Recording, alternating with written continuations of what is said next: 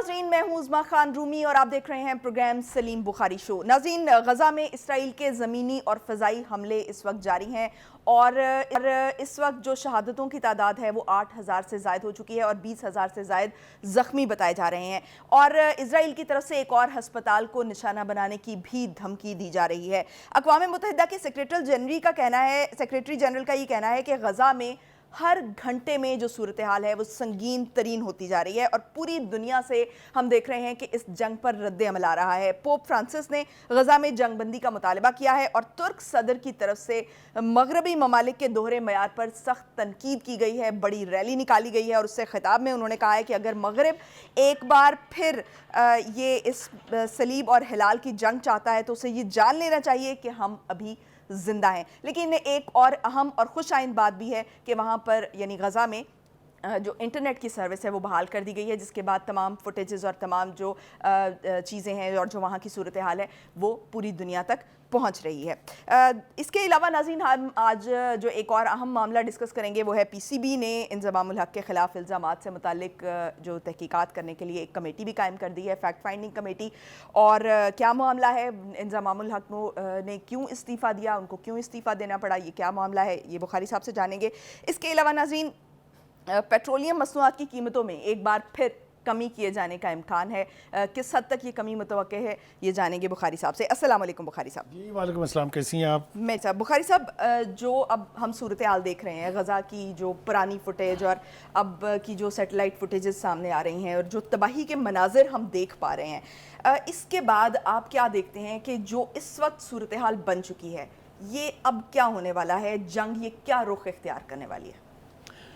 دیکھیے، جنگی صورتحال کے بارے میں ذرا بعد میں بات کرتے ہیں، اس سے پہلے دو چیزوں کے اوپر میرے خیال سے اگر ہم بات کر لیں تو ہمارے ناظرین کے لیے بھی یہ بہت ضروری ہوگا۔ ایک بات تو یہ ہے کہ جس قسم کی خوفناکی اس جنگ کے حوالے سے اب تک ٹی وی اسکرین کے ذریعے عوام تک، دنیا کے یعنی جہاں جہاں بھی لوگ بستے ہیں وہاں تک پہنچ چکی ہیں، اس کے لیے یہ کافی ہے کہ کون زیادتی کر رہا ہے، کون ظلم کر رہا ہے اور کون مظلوم ہے، یہ طے کرنا بہت آسان ہے۔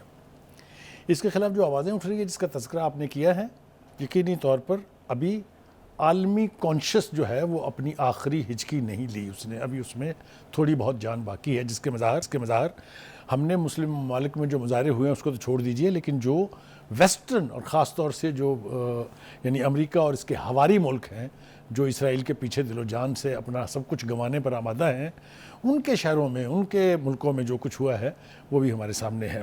دو تین اس حوالے سے بہت واضح مثالیں جو ہیں وہ استنبول میں جو یعنی احتجاج ہوا اسرائیلی کونسلیٹ کے سامنے، اور جس سے خطاب کیا پھر بعد میں اردوان نے، جو زبان، جو لب و لہجہ اردوان نے استعمال کیا، میرے خیال سے تمام مسلم ممالک کی لیڈرشپ کو اس کو نہ صرف یہ کہ غور سے سننا اور سمجھنا چاہیے، بلکہ اس کے بعد پھر اپنے رد عمل کو اس کے مطابق بنا لینا چاہیے۔ میں آج یہ سمجھتا ہوں کہ غزہ کے حوالے سے اگر کوئی سب سے زیادہ با اثر، سب سے زیادہ وزنی آواز ہے تو وہ اردوان کی ہے، اور ابھی تو میں عجیب و غریب سوشل میڈیا کے اوپر خبریں دیکھ کے اور سن کے آیا ہوں، اگر اس کا اعتبار کریں تو ان کا خیال یہ ہے کہ جو یہ سینٹینری وہ منا رہے تھے، جو 100 سالہ جشن، اس میں جن 100 جہازوں کا مارچ کیا گیا، ان 100 جہازوں کو بھی تیار رہنے کا حکم دے دیا گیا ہے کہ وہ کسی وقت بھی اسرائیل کی طرف مارچ کر سکتے ہیں۔ آئی وش کہ دس از ٹرو۔ ایک دوسری بات یہ ہے کہ میں خطاب کرنا چاہتا ہوں ان تمام مسلمان ممالک سے جنہوں نے اسرائیل کو تسلیم کیا ہوا ہے کہ اس سے بہتر وقت نہیں ہوگا کہ وہ اپنے سفارتی تعلقات بغیر ایک لمحہ ضائع کیے ہوئے اس کے ساتھ توڑ لیں، تاکہ دنیا اور خاص طور سے دنیا کی پرو اسرائیل جو لابیز ہیں وہ جس طریقے سے اس کو تسلیم کیے جانے کے ایک باقاعدہ منصوبے پر عمل پیرا تھی، اس کو سبٹیچ کرنے کا اس سے بہتر کوئی وقت نہیں ہے۔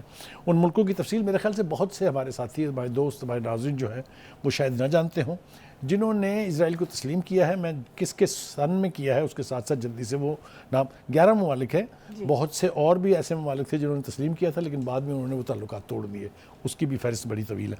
بحرین نے 2020 میں، بوسنیا ہرزیگوینا نے 1997 میں، اچھا جی، اس کے بعد کرگستان نے 1992 میں، مالدیو نے 1965 میں، موروکو نے 2020 میں، سوڈان نے 2020 میں، تاجکستان نے 1992 میں، ترکی نے 1950 میں، ترکمانستان نے 1993 میں، اور UAE نے 2020 میں۔ میری التجا ہے آج اس پروگرام سے کہ یہ تمام رہنما جو ان ممالک کے ہیں ان کو گریبان میں بھی جھانکنا چاہیے اور کھلی آنکھوں سے دیکھنا چاہیے کہ مسلمانوں کا قتل عام کس بے دردی اور کس جرات مندی سے کیا جا رہا ہے. کچھ نہیں کر سکتے اگر آپ تو کم از کم یہ تو کر دیں کہ اس کے ساتھ تعلقات کا خاتمہ کر دیں. ترکی واحد ملک ہے جس نے اب تک اسرائیل کو جوابی دھمکی دی ہے اور یہ کہا ہے کہ جناب ہم آپ کے ساتھ تعلقات کے اوپر دوبارہ نظر ثانی کر رہے ہیں. اب آ جائیے جناب، آپ نے جنگ کا حال پوچھا مجھ سے. ابھی تک اسرائیل کلیم کر سکتا ہے کہ اس کی فتوحات بہت ہیں کیونکہ اس نے زمیبوس کر دیا ہے پورے غزہ کو، لیکن ایک دنیا آباد ہے غزہ کے نیچے بھی. اس دنیا کا شاید اسرائیل کو پتہ نہیں، پتہ تو ہے، لیکن وہ کیا کر سکتی ہے اس کے ہم تاریخ سے ذرا پیرلل ڈرا کرتے ہیں. آپ وہ تہ خانوں کا جو جی سرنگیں میں اسی طرف آ رہا ہوں. اشارہ کر رہے ہیں. 1960s کی دہائی میں جو کچھ ویتنام میں ہوا، جہاں پر دنیا کی ایک سپر پاور اپنی تمام تر ویپنری اور 3,60,000 فوجیوں کے ساتھ حملہ آور تھی، وہ کس طرح اپنی پینٹیں، ان کے جرنیل اپنی پینٹیں اور چڈیاں چھوڑ کے اور ہیلی کاپٹروں کے سٹینڈوں کے ساتھ لٹک کے وہاں سے نکلے ہیں، وہ نظارہ آج بھی دنیا کو یاد ہوگا. یہ کیسے ہوا؟ وہ تو ایک چھوٹی سی قوم تھی، اس کے پاس تو ہتھیار بھی نہیں تھے. یہ کام انہوں نے کیا تھا گوریلا وارفیئر سے، اور اس کے لیے انہوں نے بنائی تھی سائیگون کے نیچے ٹنلز. سائیگون کے نیچے ان ٹنلز کا نقشہ آئی ہوپ کہ ہم دکھا پائیں گے. وہ 120 کلومیٹر کے اوپر یعنی محیط تھی وہ ساری، اور اس کے اندر جس طریقے کی وارفیئر کا یعنی آغاز کیا ویت کانگز نے، یعنی ویت کانگ کہتے ہیں ویتنامی کمیونسٹ کو، ویتنام کے گوریلاز نے جس طریقے سے وہ لڑائی لڑی ہے، میرے خیال سے وہ ایک نیا چیپٹر ہے جو جہاں تک جنگی یعنی تاریخ کا تعلق ہے. اور کس کس نے اس سے سبق سیکھا ہے یہ تو ہم کسی دن بعد میں ڈسکس کریں گے. لیکن ہوا وہاں کیا، انہوں نے وہ طویل سرنگیں کھودی اور اس کے جو انٹری اور ایگزٹ پوائنٹ تھے وہ بہت ہی چھوٹے ہوتے تھے، کیونکہ ویتنامیز جو ہیں وہ بڑے دبلے پتلے لوگ ہوتے ہیں، آپ کو پتہ ہے. جبکہ امریکہ کی فوج میں سانڈوں کی طرح سے پلے ہوئے، سور کا گوشت کھا کھا کے، آپ کو پتہ ہے جو حال ان کا ہوتا ہے، تو وہ ان سرنگوں کے نیچے چھپے رہتے تھے. اور جب بھی کوئی کاروان یا قافلہ وہاں سے گزرتا تھا تو ایک وہاں سے گوریلا باہر نکلتا تھا، وہ ان کے اوپر فائرنگ کر کے اور ایک لمحے میں غائب ہو جاتا تھا. وہ باقی کے جو لوگ تھے اس کو چیز کرتے تھے، کہیں کوئی جگہ ہی نہیں ملتی تھی. جب یہ ایک چھوٹا سا سوراخ وہ دیکھتے تھے تو 3-4 فٹ نیچے سے زیادہ آگے وہ دیکھ نہیں سکتے تھے، نہ اس میں وہ گھس سکتے تھے. ایک طویل عرصہ لگا انہیں معلوم کرنے میں یہ کہ یہ اصل میں تھا کیا. اس کے اوپر باقاعدہ پھر بعد میں ریسرچ ہوئی ہیں. صحیح. اس کے لیے انہوں نے پھر ایک پوری فورس تیار کی امریکہ نے، جس کی ٹریننگ جو ہے ایک خاص جگہ پر جو وار جن کی ٹریننگ ان کے اگینسٹ کی ان کے لیے ہوئی. ان کو انہوں نے کہا کہ یہ ٹنل ریٹس ہیں. لہٰذا انہوں نے بھی دبلے پتلے لوگ جو ویسے فوج میں ناکام اور بیکار سمجھے جاتے تھے ان کو سلیکٹ کیا، ان کو ڈھونڈا، ان کو ٹرین کیا اور پھر لا کے ویتنام میں چھوڑ دیا. مگر ان کی بھی قسم پرسی کا حال یہ تھا کہ وہ نیچے جھانکتے تھے تو پھر واپس آنا نصیب نہیں ہوتا تھا، اس لیے کہ ان ٹنلز کے نیچے جس طرح کا اہتمام کیا تھا ویتکانگ گوریلاز نے، وہ یہ کہ چھوٹے چھوٹے فاصلے کے اوپر ڈمپس تھے اسلحے کے اور ساتھ گیٹ کے ساتھ وہ بند کر دیتے تھے. لہٰذا جب امریکیوں کا بس نہیں چلا اور انہوں نے اس میں گیس چھوڑنی شروع کی تو وہ جو چھوٹے چھوٹے دروازے بند ہو جاتے تھے وہ گیس کا اخراج جو ہے وہاں سے نہیں ہونے دیتے تھے. اس طریقے سے وہ جنگ، اس کی ایک بڑی طویل تاریخ ہے، پورا پروگرام گزر جائے گا اگر میں اس کی تفصیل بتانے کے اوپر آؤں. لیکن مجھے وہ مناظر یاد ہیں، مجھے بالکل اپنی نیکڈ آئیز سے میں نے وہ دیکھے ہیں کہ امریکی کس طرح وہاں سے بھاگے تھے. آ جائیے جناب غزہ. اب ہمارے دوستوں کو یہ شاید علم ہے، اور اگر ہے تو پھر انہیں اس سے خوف کھانا چاہیے. There is a whole city under Gaza. وہ 1960s میں 120 کلومیٹر تھی. 2011 میں جو CNN کے ریسرچرز تھے، جو دفاعی ریسرچرز ہیں، انہوں نے یہ 2011 میں بتایا کہ غزہ کے نیچے جو ٹنلز ہیں ان کی لینتھ جو ہے وہ 500 وہ ہے یعنی وہ ایک منٹ میں آپ کو تاکہ فگر غلط نہ ہو جائے، وہ 500 کلومیٹر ہے. جی 500 کلومیٹر. وہ 500 کلومیٹر کا نیٹ ورک ہے پورا. وہ آپ سکرین پہ دیکھ سکتے ہیں، وہ آپ کو دکھایا بھی جا رہا ہے. اس نیٹ ورک نے اور اربن وارفیئر، یہ ایک دوسری طرح کی لڑائی ہے، ایک سرنگوں کی لڑائی ٹنلز کی، اور دوسری اربن وارفیئر کی. جب آپ بمباری کر کے شہر تو برباد کر دیتے ہیں، لیکن اس کے بچے کھچے مکانوں میں، اس کی گلیوں میں، اس کے چوراہوں میں جو لوگ جنگ کے لیے اپنی زندگی داؤ پر لگا کے ہتھیلی پہ جان رکھ کے لڑنے کے لیے تیار ہوتے ہیں، وہ بھی بہت خوفناک لوگ ہوتے ہیں. اور یہی وجہ ہے کہ اب تک اسرائیل جو ہے اس نے انہی دو وجوہات کی بنا پر رخ نہیں کیا ہے غزہ کے اندر داخل ہونے کا. ان کو یہ بتایا جا رہا ہے مختلف طریقوں سے، ان کو امریکہ نے بھی بتایا ہے کہ آپ غلطی نہ کریں اندر جانے کی. ان کو ایران نے بھی وارن کیا ہے کہ اگر آپ اندر جائیں گے تو it will be a cemetery of your tanks and your soldiers. آپ سمجھ رہی ہیں نا کہ یہ ہوا میں دھمکی نہیں ہے. غزہ کی ٹنل سے خوف کھاتے ہیں اسرائیلیز بھی، اس طرف رخ نہیں کرتے ہیں. تو میں یہ ساری باتیں اس لیے کہہ رہا ہوں کہ حماس کو ختم کرنے کی جو خواہش ہے وہ تو اپنی جگہ، لیکن جو زمینی حقائق ہیں اس سے ان کو یعنی مطلع ہونا بھی چاہیے، اور میڈیا کے ذریعے ان کو یہ بتانا بھی چاہیے کہ جب آپ غزہ میں داخل ہوں گے تو آپ اپنی موت کے پروانے پر دستخط کر رہے ہیں. اور ویسے بھی بخاری صاحب جو اربن وارفیئر ہے اس کو جیتا وہی ہے جو اس علاقے سے واقف ہے. کریکٹ. دوسری بات آپ دیکھیے رویوں کی. اسرائیل کا رویہ کیا رہا ہے خواتین، بچوں، مردوں اور بزرگوں کے لیے، وہ آپ کے سب کے سامنے ہیں. اس کے برعکس جو حماس ہیں ان کا رویہ آپ دیکھیے کہ وہ جو دو عمر رسیدہ خواتین جن کو رہا کیا گیا تھا، ان میں سے ایک 70+ ایئرز کی تھی اور دوسری 85 ایئر پلس تھی. تو انہیں جب رہا کیا گیا تو جب رہائی کے وقت واپس پلٹ کے انہوں نے جو حماس کا وہ فوجی ساتھ تھا یا جو جنگجو ساتھ تھا اس سے ہاتھ ملایا.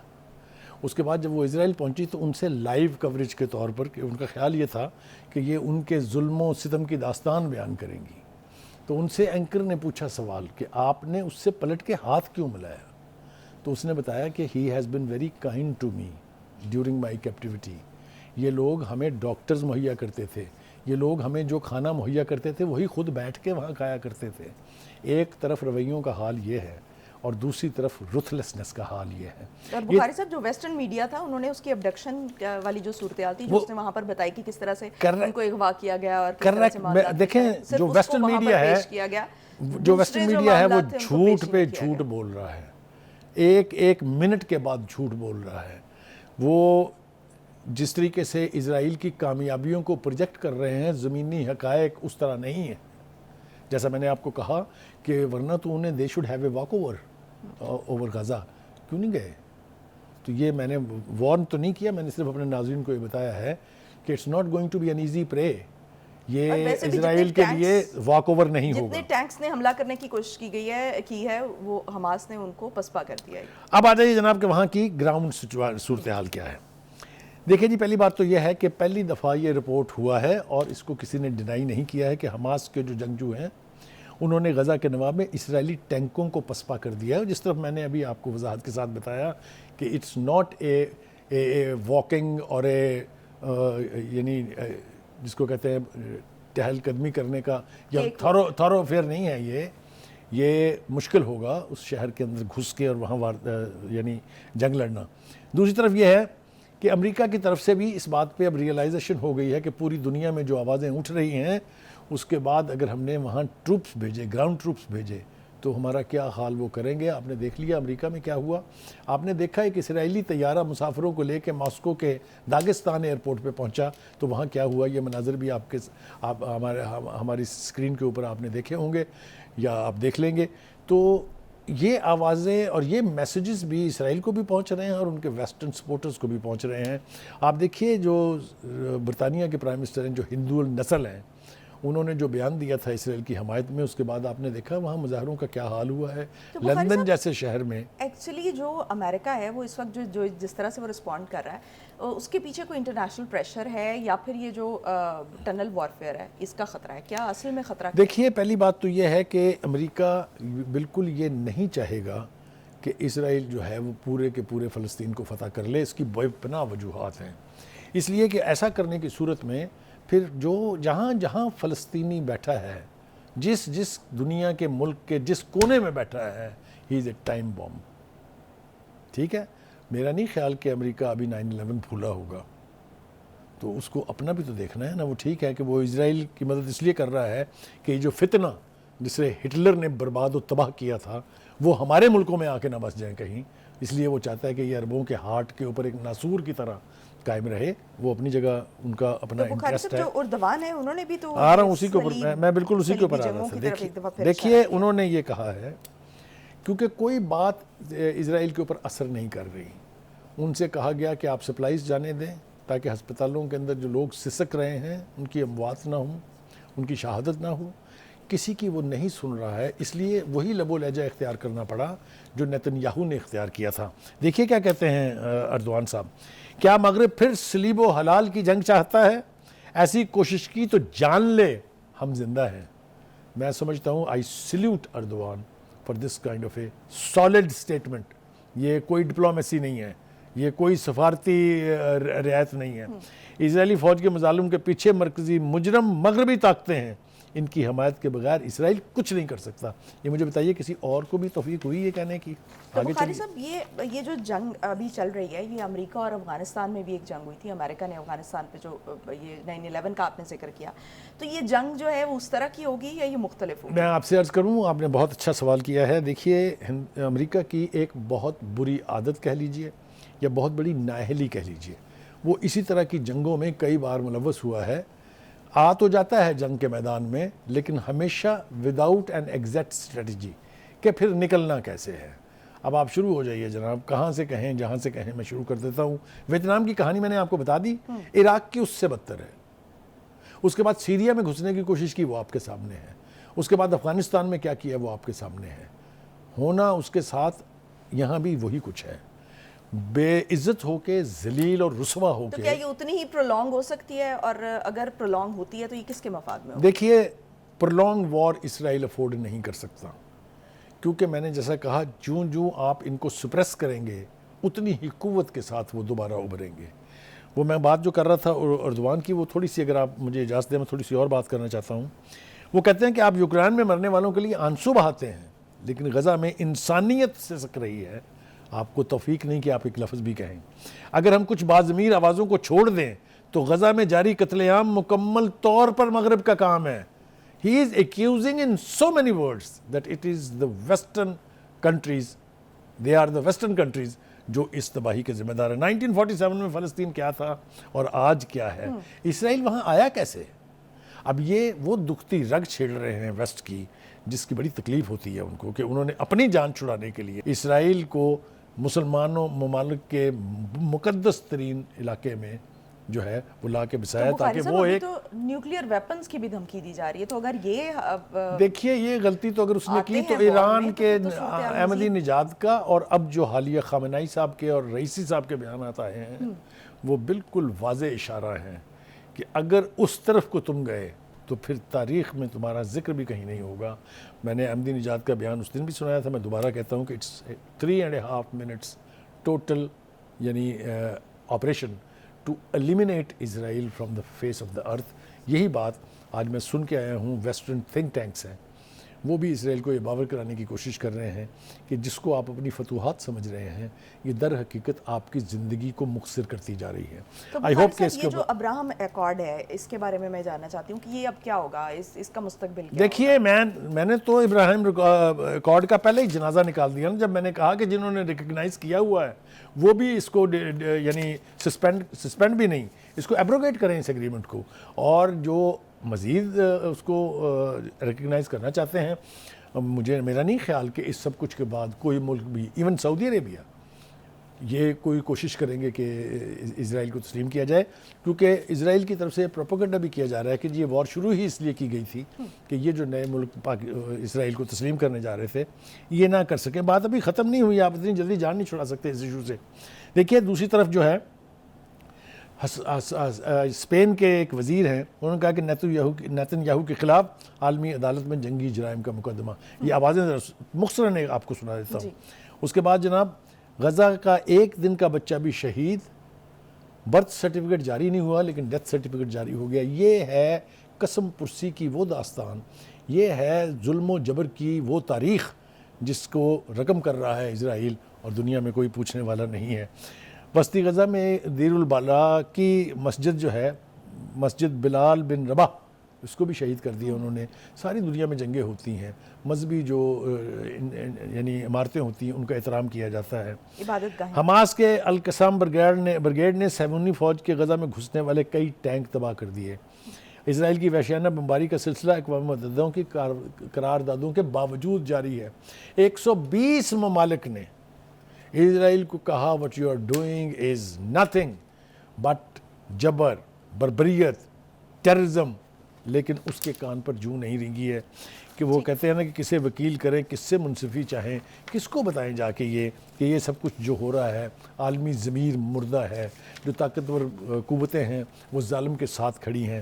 میں ایمانداری سے یہ سمجھتا ہوں کہ وہ جو اوپر بیٹھا ہے اس کے قہر سے ڈرنا چاہیے. کہیں ایسا نہ ہو کہ یہ سارا جو معاملہ ہے یہ ایسی تباہی کی طرف لے جائے ان تمام ملکوں کو جو اسرائیل جیسے دہشت گرد ملک کا ساتھ دے رہے ہیں. صحیح. بخاری صاحب مجھے ایک بریک لینے کا کہا جا رہا ہے, بریک سے واپس آئیں گے. اور ناظرین, جو چیف سلیکٹر انضمام الحق تھے انہوں نے استعفیٰ دے دیا ہے. استعفیٰ دینے کی وجوہات کیا ہیں اس پر بات کریں گے. Stay tuned.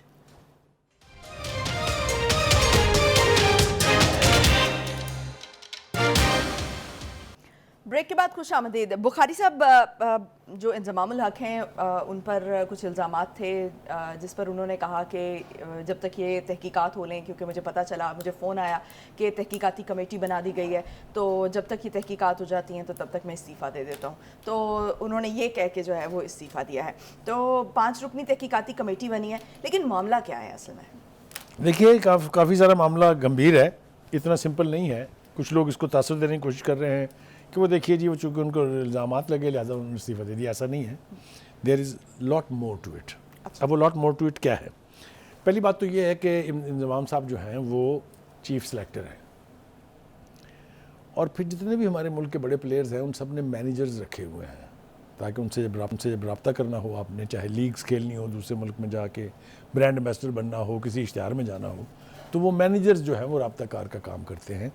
اور یہ مینیجرز جو ہیں یہ ایک کمپنی مہیا کرتی ہے جس کمپنی کے سربراہ جو ہیں ان کا نام جو ہے وہ ہے جی, پلیئر صاحب جو ہیں ان کے نام جی طلا رحمانی. تو یہ الزام جو ہے یہ اس لیے تھا کہ اس کمپنی کے مینیجرز کی وساطت سے جن لوگوں کو ٹیم میں سلیکٹ کیا جاتا ہے کرسیم انضمام الحق, تو یہ جو ہے اقربا پروری بھی ہے اور وہ جو دوستی یاری کی بات چل رہی ہے وہ بھی اسی کا نتیجہ ہے. جب یہ بات بہت زیادہ میڈیا کے اوپر اچھلی تو پھر اس کے بعد بورڈ کے پاس کوئی چارہ کار نہیں تھا سوائے اس کے کہ وہ ایک کمیٹی بنا دے تاکہ وہ ان معاملہ جات کو دیکھے. 5 رکنی کمیٹی بننے کے بعد سے انضمام الحق کے پاس آپشنز ختم ہو گئے تھے. ان کا یہ خیال نہیں تھا بلکہ ایسا ہی تھا کہ انہیں پتا تھا کہ اگر میں اس کمیٹی میں گیا تو انہوں نے مجھ سے استعفیٰ ہی مانگنا ہے, لہٰذا انہوں نے اپنی فیس سیونگ کے لیے پہلے سے ہی استعفیٰ دے دیا ہے. لیکن بات یہاں پر آ کے ختم نہیں ہوتی ہے, اس سے آگے کی بات ہے. اب ایک نئی کمپنی رجسٹر ہوئی ہے انگلینڈ میں یازو انٹرنیشنل لمیٹڈ کے نام سے. اچھا, اس کا کیا مقصد ہے؟ اس کا مقصد بھی وہی ہے کہ انٹرنیشنل پلیئرز جو ہیں ان جو لیگ کھیلنے کے لیے اویلیبل ہوتے ہیں ان کے کانٹریکٹ کروائے, ان کی فیسیں طے کرے, ان کو برانڈ ایمبیسڈر بنوانے کے لیے. مطلب وہ جو کام رحمانی صاحب والی کمپنی کرتی تھی وہ ایک براڈر لیول کے اوپر یہ یازو جو ہے, یازو انٹرنیشنل لمیٹڈ, یہ کرائے گی. اس میں بھی اطلاعات یہ ہیں کہ انضمام صاحب اس میں بھی پارٹنر ہے. اچھا, اب آپ اندازہ کیجئے کہ جب اس طرح کی صورتحال ہوگی تو پھر شک و شبہات بھی بڑھیں گے, پھر ایلیگیشنز کا سامنا بھی آپ کو کرنا پڑے گا. دیکھیے جو ٹیم اس وقت انگلینڈ میں انڈیا میں جو ٹورنامنٹ کھیل رہی ہیں اس کے اوپر بھی وہاں بھی الزامات یہی ہیں کہ جس طرح کی سلیکشن ہو رہی ہے, جس طرح کے لوگوں کو پیچھے بٹھایا ہوا ہے, بہت سارے ناموں کی بات ہو رہی ہے کہ وہ ٹیم کے ساتھ تو ہیں لیکن ان کو کھلایا نہیں جا رہا, کچھ لوگ جو مسلسل ناکام ہو رہے ہیں لیکن ان کو کھلایا جا رہا ہے. یہ ساری باتیں جو ہیں یہ ان الزامات کا حصہ ہے. لیکن انضمام الحق نے تو اس سے ڈینائی کیا تھا. دیکھیے ڈینائی تو وہ کریں گے نا obviously, he is responsible for selecting the team. اور جب ٹیم کے اوپر انگلیاں اٹھیں گی, جب ٹیم ناکام ہوگی 3-4 میچز میں ایک ساتھ, جب ایشیا کپ ہاتھ سے نکل جائے گا تو سوالات تو اٹھیں گے. اچھا بخاری صاحب, اب یہ جیت ہار تو چلتی رہتی ہے لیکن ایک اور معاملہ بھی ہوا ہے, یہ جو بابر اعظم کی جو چیٹ لیک ہوئی ہے, اس سے متعلق کیا کہیں گے؟ کیونکہ اس معاملے پر جو سابق کرکٹرز ہیں وہ بھی وہ ایک پیج پہ ہیں, وہ کہہ رہے ہیں کہ اس طرح کی یہ جو پرسنل پلیئرز کی جو چیٹس ہیں ان کی لیک نہیں ہونی چاہیے. دیکھیے اس لیک کا تو مجھے اس کی بہت زیادہ تفصیلات کا علم نہیں ہے, لیکن دو باتیں جو ان کو کیٹیگوریکلی ڈینائی کیا گیا ہے. ایک یہ کہ جی بابر اعظم نے فون کیا تھا چیئرمین پی سی بی کو, انہوں نے فون نہیں اٹھایا. اور دوسرا الزام یہ ہے کہ جی وہ انضمام الحق صاحب ملنے کے لیے آئے تھے ان کو, لیکن چیئرمین بورڈ نہیں ملے. یہ سب کی تردید ہو چکی ہوئی ہے پی سی بی کے لیول کے اوپر بھی اور انڈیویجولی بھی. دیکھیے گیم آف کرکٹ پاکستان کے چونکہ ہر شہری کے دل کے بہت قریب ہے. It is now our almost national game. کبھی تھا وقت جب ہاکی ہوتی تھی, اس کا زوال تو ہم نے اپنے آنکھوں سے دیکھا. قوم نہیں افورڈ کر سکتی کہ کرکٹ کا بھی وہی حال ہو. تو اس لیے میں بھی کنسرن ہوں, آپ بھی کنسرن ہیں.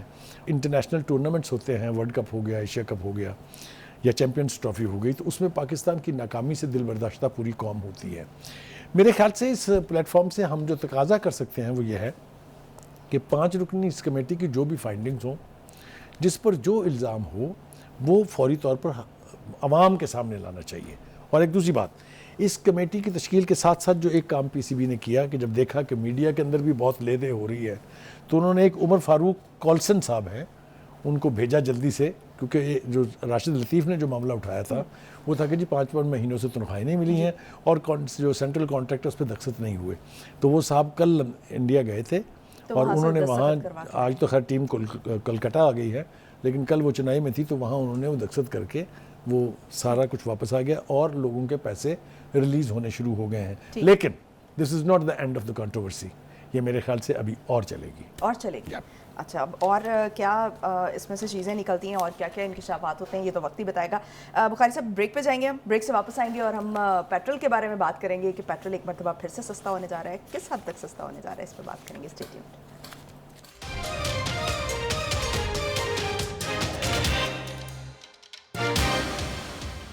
بریک کے بعد ایک مرتبہ پھر سے خوش آمدید. بخاری صاحب, پیٹرولیم مصنوعات کی قیمتوں میں کہا جا رہا ہے کہ ایک بار پھر بڑی کمی کا اعلان کیا جا رہا ہے. 16 اکتوبر کو پہلے 40 روپے کمی کی گئی تھی اور اب کتنے روپے جو ہے وہ اس میں کمی متوقع ہے؟ دیکھیے پہلی بات تو یہ ہے کہ یہ ایک تاثر عام ہے, لوگوں کے ذہنوں میں بھی ہے, اور جو لوگ جانتے ہیں صورتحال کو ان کو بھی معلوم ہے یہ کہ یہ پیٹرول اتنی قیمت پر ملتا نہیں ہے حکومت کو جتنے ٹیکسز اس نے لگا کے اس کو مہنگا کیا ہوتا ہے.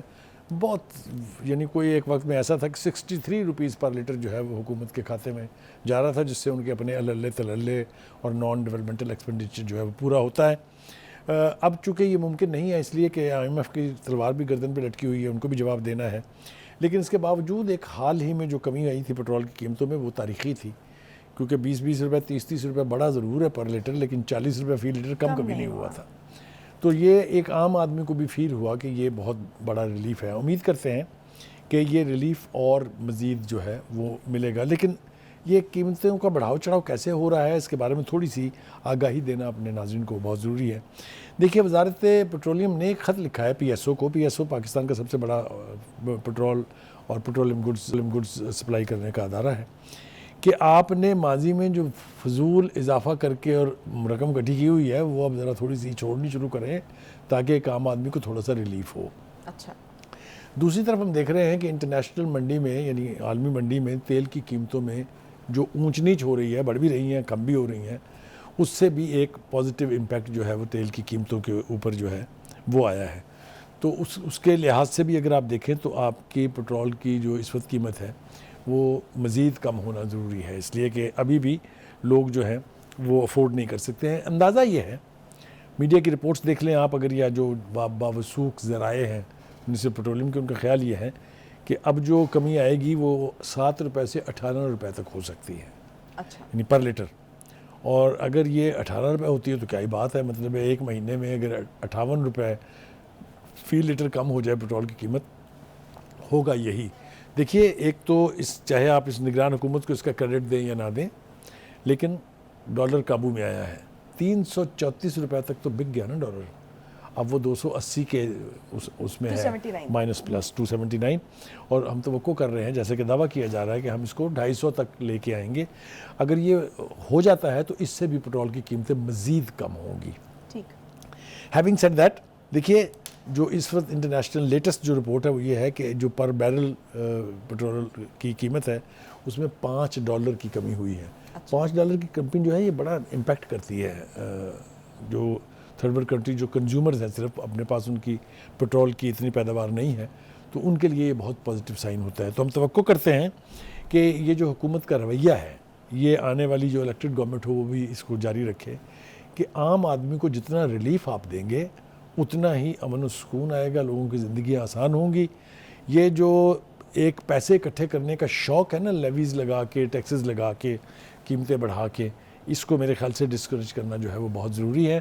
اور یہ صرف پیٹرول تک محدود نہیں ہونی چاہیے, جو اشیاء ضروری ہے جس کو اسینشل آئٹمز کہتے ہیں, اسی طرف میں آپ کا ان اشارہ سب کرنا کی, چاہ رہی تھی. کیونکہ جب قیمت پیٹرول کی بڑھتی ہے تو سوئی کی بھی قیمت بڑھا دیتے ہیں جس کا پیٹرول سے کوئی تعلق نہیں ہے, لیکن جب کم ہوتی ہے تو اس کا امپیکٹ جو ہے وہ گراس روٹ لیول ابھی بھی بخاری صاحب یہ جو 40 روپے کمی ہوئی ہے, اس کے بعد ڈالر میں ہم نے تیزی سے کمی دیکھی, لیکن اس کے باوجود ہم دیکھ رہے ہیں کہ اشیاء ضروریہ جو ہیں ان کی چیزیں وہیں پر, اس کا ایک میکینزم ہوتا ہے ویسٹ کے اندر جو ہمارے ہاں نہیں ہے.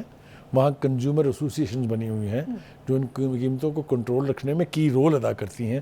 ہمارے ہاں یہ کبھی بننے نہیں دی گئی, اس لیے کہ وہ جو مڈل مین ہے نا ہمارا, جو اصل میں مال کھینچتا ہے, وہ نہیں چاہتا کہ اس طرح کے ادارے, اس طرح کی تنظیمیں جو ہیں وہ وجود میں آئیں, جن سے پرائس کمیٹیز کہتے ہیں ان کو, قیمتیں جو ہیں ان کو پرائس کنٹرول کمیٹی, اور جو بنی ہوئی ہیں ان کو اور زیادہ ایفیکٹو طور پر اپنا کام کرنا چاہیے تاکہ عام آدمی کی زندگی وہ چیک اینڈ بیلنس نہیں رکھتی. ہاں کوئی نہیں ہے, کوئی سسٹم ہی نہیں ہے ہمارے. ٹھیک. اچھا بخاری صاحب, یہ جو پیٹرول کی پرائسز بھی کم ہوئیں, ابھی بھی توقع کی جا رہی ہے اور بھی نیچے آ رہا ہے 250, جیسے بھی آپ نے بھی کہا کہ ازیوم کیا جا رہا ہے کہ 250 تک جو ہے اس کا ریٹ آ جائے گا, تو کیا آپ سمجھتے ہیں کہ یہ جو صورتحال ہے یہ اگلے آنے والے دنوں میں بھی برقرار رہ سکے گی, یا یہ وقتی طور پر یہ چیزوں کی قیمتوں میں؟ دیکھیے دو طرح سے قیمتیں افیکٹ ہوتی ہیں, ایک یہ کہ انٹرنیشنل مارکیٹ میں قیمتیں بڑھی ہیں یا کم ہوئی ہیں, دوسرا یہ کہ آپ کی حکومت جو ہے وہ غریب آدمی کا احساس کرتے ہوئے اپنے ٹیکسز کے کھاتے میں ری ایڈجسٹمنٹ کرے, تاکہ جو گھرگاز ہیں, جو یعنی جس کے پاس پیسہ ہے, سرمایہ کار جو ہیں, ان کے اوپر اگر آپ تھوڑا سا ٹیکس بڑھا دیں گے تو وہ مرتے نہیں ہیں اس سے, نہ ان کے لیے کرائسس پیدا ہوتا ہے. کریکٹ. عام آدمی کو ریلیف دینا ہر حکومت کی ذمہ داری ہونی چاہیے, اور یہ اگر نہیں ملے گا تو صورتحال جو ہے وہ بہت گمبھیر ہوگی, گمبھیر ہے. اس کو مزید ریلیف دینا جو ہے یہ سب سے اسینشل پرائرٹی ہونی چاہیے اس حکومت کی بھی اور آنے والی حکومت کی بھی. ٹھیک ہے بخاری صاحب, بہت شکریہ. ناظرین آج کے لیے اتنا ہی, مجھے دیجیے اجازت. پاکستان کی ہمیشہ پائندگی کی دعا کے ساتھ اللہ حافظ.